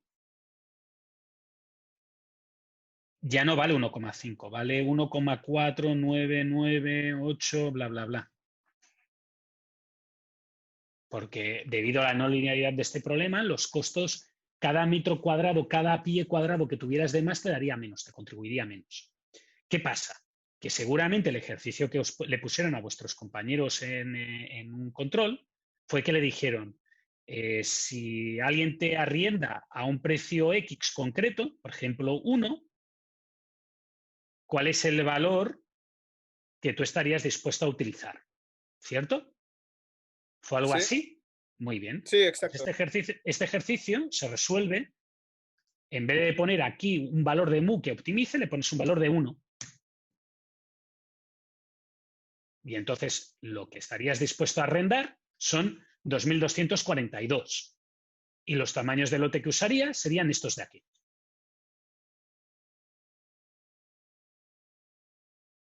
¿Por qué? Porque en el fondo lo que te está diciendo es, si yo te fijo el valor de Y, determíname cuál es el valor de X, de qué sería lo óptimo. ¿Por qué? Porque arrendar más de esta cantidad, más de los 2.242 pies, no me contribuye o no me da un retorno económico superior a $1 por pie. Me da un retorno inferior a $1 por pie. ¿Sí? Sí. O sea, sí. Entiendo mejor Tú ahora. plantéatelo de otra manera. Tú plantéatelo en tu casa. Yo no sé si tú tienes problemas de espacio en tu departamento o en tu pieza o donde vivas. No lo Puede sé. ser. Puede ser. Yo ahora mismo no, pero hace un año sí. ¿Vale? Tenía un departamento y en ese departamento que a mí mi mujer dijo cuando lo arrendamos por primera vez, este departamento es demasiado grande, nunca lo vamos a llenar. Pues llegaron 2 niños y entonces empezamos a tener problemas de espacio. Pasamos de 90 metros cuadrados a 140. El primer metro cuadrado, si hubiéramos pasado de 90 metros cuadrados a 100 metros cuadrados, ¿tú crees que hubiéramos ganado un 20% de comodidad o hubiéramos ganado más de un 20% de comodidad?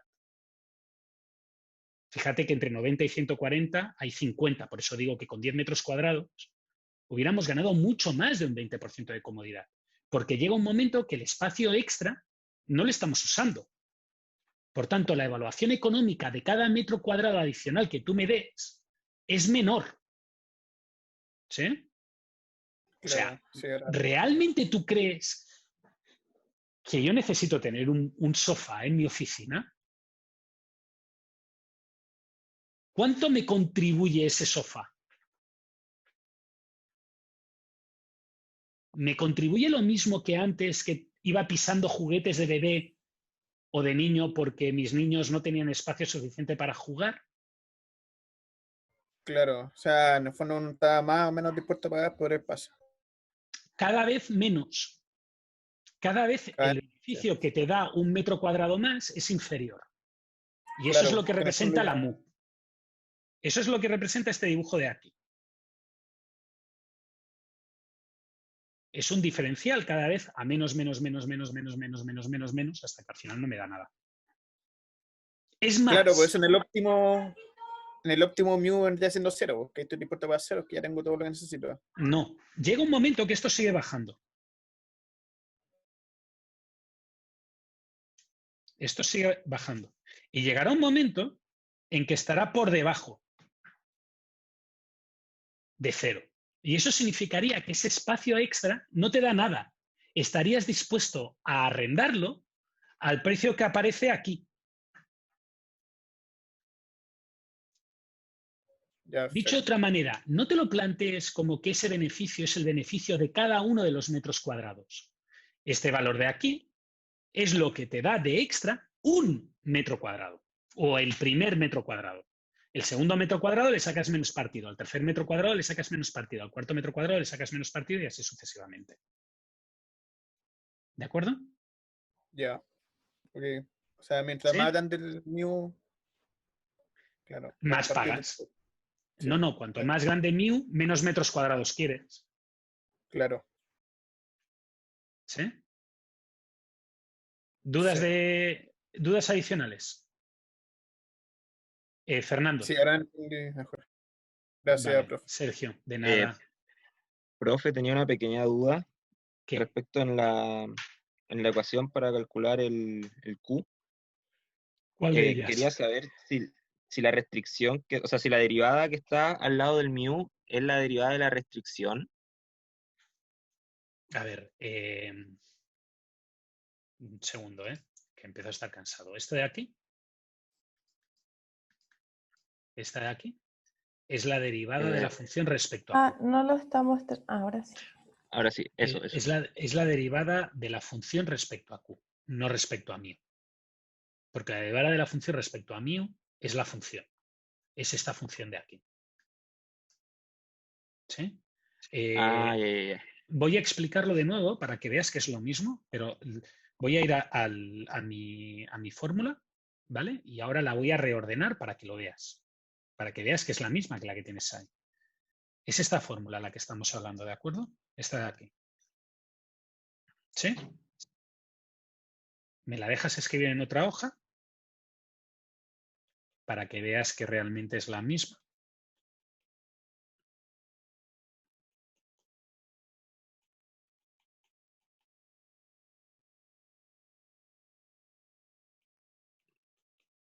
Y ahora, esta fórmula no queda bonita.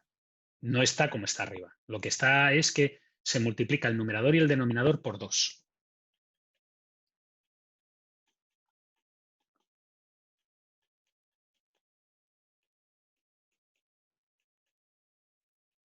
¿De acuerdo?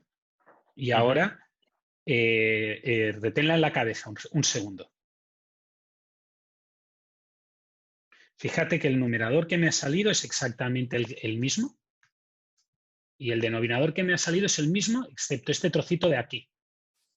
¿Sí? Ajá. Vale, ahora, este trocito de aquí es una derivada respecto de Q. Este trocito de aquí, fíjate que lo único que me ha cambiado es 2mu y esto de aquí. ¿Sí? Y esto de aquí, fíjate que es, al derivar este cachito, respecto de Q. Eso mismo era mi duda. Vale, profe. ¿Sí? A mí no me gusta la fórmula. La encuentro que es como... Encuentro que da más problemas que ventajas. Por eso prefiero no ponerla. Y yo, hay algunas cosas que prefiero hacer el método antiguo y el método de paso por paso, porque las probabilidades de que te equivoques cuando lo interiorizas son 0. Todos los trucos para hacer las cosas más rápidas son trucos que están muy bien cuando uno sabe hacer las cosas a lo lento. Entonces prefiero no hacerlo, pero si lo hicieras, fíjate que es esa parte de ahí, es lo único que ha cambiado, la derivada de Q respecto a la restricción al lado derecho. ¿Vale? Vale, profe, gracias. De nada. ¿Alguna cosa más? No.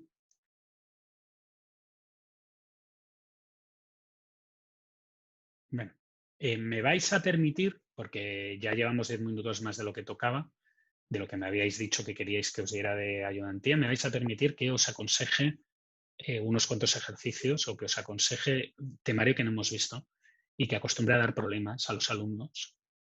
Y recordad que el jueves por la mañana no hay clase, hay ejercicios y hay preguntas. Por tanto, yo de vosotros me prepararía pensando en esa otra instancia que os voy a dar para preguntarme y para solicitar que haga ejercicios. EPQ, múltiples productos.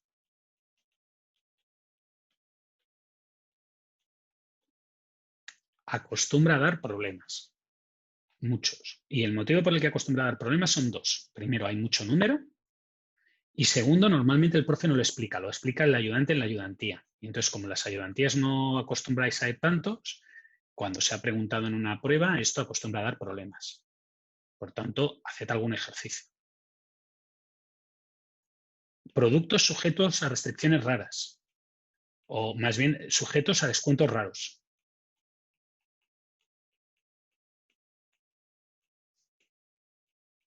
¿Y a qué me refiero a descuentos raros? A lo mejor sabéis hacerlo con un descuento de precio de compra y ya está. Y os ponen cualquier variante que no sea un descuento de un precio de compra y os pillan. Os explicaré una anécdota no tan lejana. Yo resolví todos los ejercicios de la prueba, todos. Todos los que tenéis vosotros y todos los que entran en la colección. Son 20 y tantos ejercicios los que resolví. Y los resolví en una tarde. Me senté en una tarde y en una tarde me los pasé todos. 4 horas, 20 y tantos ejercicios. O sea, hice 5 exámenes en una tarde. O 5 pruebas en una tarde. Si queréis que os diga la verdad, del tiempo que dediqué, la mitad del tiempo, justo la mitad del tiempo se lo dediqué a un solo ejercicio. A un ejercicio de productos sujetos a descuentos raros. Se me atravesó. Se me atravesó. Lo tuve que repetir y volver a repetir, porque cada vez que lo repetía, pensad que yo no solamente lo resolvía, sino que también tenía que jugar con los cambios numéricos que os iba a poner. No salía lo que yo creía y al final tuve que llamar al profe que lo había puesto y estuvimos hablando un buen rato para entender qué pasaba. Y lo hicimos más fácil, lo simplificamos, para que no os encontraréis con esa circunstancia. Pero os podéis encontrar con eso, ¿de acuerdo? Y luego no olvidéis que hay otro tema entero, que es el tema 4, y que contiene 1/3 de las preguntas de la prueba. O sea, a la mayoría de vosotros, a 2/3 de vosotros, les saldrá una pregunta de Little y cuellos de botella, y a 1/3 de vosotros les saldrán 2 preguntas de cuello de botella y de Little. No os los dejéis. Tenéis que seguir mirándolo. Puede ser que os toque. Es más, a todo el mundo le toca una. Mínimo. Y a 1/3 le tocan 2. Por tanto, no los abandonéis, estudiadlos igualmente. ¿Sí? Esto incluye lo del espacio, Como la capacidad, no, la capacidad, capacidad, utilización, cuello de la botella, flujo, todo eso. Ya. ¿Sí? Y Little, pues inventario es igual a tasa por tiempo. Descripción de procesos, parece más fácil, pero A, hace mucho más tiempo que lo habéis visto, B, es más probable que alguno no lo haya repasado y se encuentre que llegue el día de la prueba y se lo planten y diga, ¿y yo esto cómo me lo tomo? ¿Cómo lo hago? ¿De acuerdo? ¿Dudas? ¿Profe, puede poner el Excel de nuevo? Sí, claro. Aquí tienes el Excel. ¿Qué quieres? ¿Puede poner la celda del Q de Mu? O sea, el Q por Lagrange en el Excel. ¿Cuál es la fórmula del Q por Lagrange? La del Q de Esta. Mu. Esta es. Sí, entonces el factor que multiplica abajo al Mu vendría siendo siempre el mismo, el que multiplica a la Q en la restricción. Como te he dicho, te recomiendo que lo hagas así, porque cuando lo hagas así y te lo cambien y te pillen, te vas a acordar de mí. Por eso explico el método largo. Si quieres utilizar el método corto, allá tú. Te lo he explicado, lo has visto, tu compañero te lo ha planteado, es lo que tú has dicho. Pero yo te tengo que avisar que tomar atajos a veces lleva problemas y que yo no te lo tengo que recomendar, yo no te lo puedo recomendar. Yo no te lo recomiendo, yo te recomiendo que te hagas la derivada. No creo que sea una derivada que no hayas hecho repetidas veces en la universidad. Que sí, que hace 3 años que no derivas, de acuerdo. Pero se supone que deberías de saber derivar. Yo te tengo que recomendar que hagas eso, porque soy tu profe. Luego, alguien ha hecho una pregunta y yo le he explicado cómo intentar hacer la trampa. entre comillas, y muy a desgana, porque no me gusta explicar esa trampa, porque crea un mal vicio, que es que después te cambio cualquier cosa y vamos, después te quejas de que te han engañado. No, hazlo bien, por favor. Si lo quieres hacer mal, sí, es lo que tú has dicho. La mayoría de veces. No siempre. ¿Sí? La mayoría de veces. Porque normalmente es un coeficiente multiplicado por la variable y entonces la restricción, entonces la derivada, pues se elimina la variable y queda el coeficiente. Pero no siempre. ¿Sí?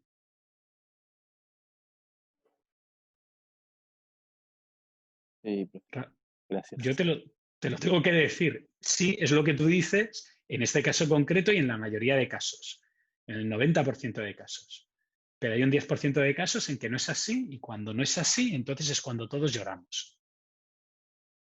Y decís que el profe ha puesto una prueba muy difícil y todas estas cosas. Que sí, que he puesto una prueba muy difícil porque... Bueno, dudas.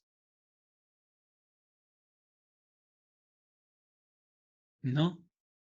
Bueno, pues dime, Profe, Vicente. Dime, Vicente. que eso, lo que usted decía de derivar y todo eso, podría ser Sí. también en el caso de ese ejercicio que hicimos en clases, que el que variaba era como la cabo, ¿no?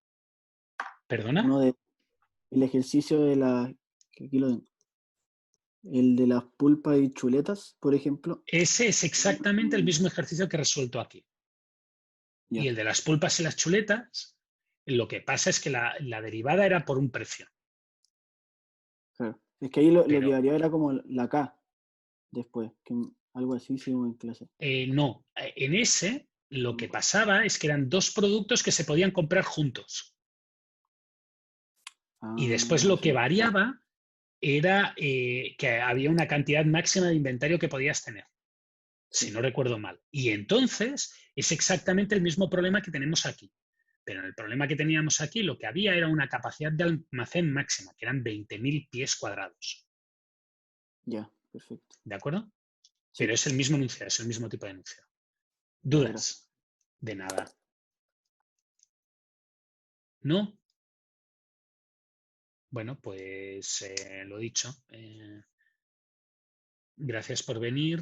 Recordad que yo voy a estar contestando correos. Tengo correos vuestros de gente que no estaba aquí, que me ha hecho preguntas durante la clase. Iré contestando correos. El jueves por la mañana pues volveremos a hacer otra tanda de preguntas y de ejercicios que me queráis que resuelva. ¿De acuerdo?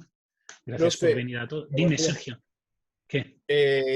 ¿Dónde puedo revisar? Que no tengo los apuntes para ver ese tema de sumar las normales, o sea, dividirlas, por ejemplo. Bueno, yo subiré el vídeo dentro de un ratito. Coge el vídeo. Ah, que lo explicó antes. Ah, ya, al principio puede Sí, ser. sí, lo expliqué en clase. Vale. Lo acabo de explicar en el vídeo al principio. Vale. Entonces vete al vídeo y yo el vídeo lo subiré mañana porque esto tiene Zoom lo procesa, lo transforma en un MP4 y yo después subiré el vídeo a YouTube y YouTube lleva un rato también y cuando acabe de subir el vídeo de YouTube entonces os lo publicaré. Ah, ya, súper. Que había entrado un poco tarde, por eso no me di cuenta. No te preocupes, Vale, pero está ahí. Lo he explicado hoy en clase.